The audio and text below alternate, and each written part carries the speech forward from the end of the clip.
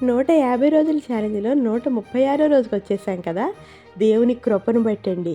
కొంతమంది కొంతసేపు మనతో మంచిగా ఉంటారు. తర్వాత మారిపోతుంటారు గానీ, దేవాది దేవుని కృప నిరంతరం ఉంటుందంట.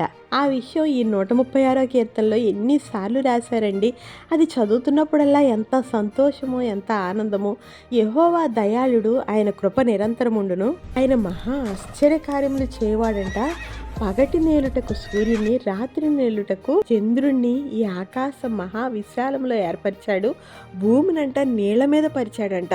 ఎంత గొప్ప దేవుడండి. శత్రువుల చేతిలో నుండి మనల్ని విడిపిస్తాడంట. సమస్త జీవులకి ఆహారం ఇచ్చేవాడు ఆయనే.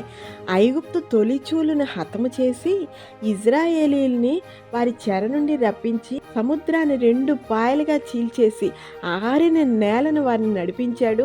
అరణ్య మార్గంలో వారికి త్రోవ చూపి నడిపించడమే కాకుండా అనేక మంది రాజులను హతము చేసి కనాను భూమిని వారికి స్వాస్థ్యంగా ఇచ్చాడంట.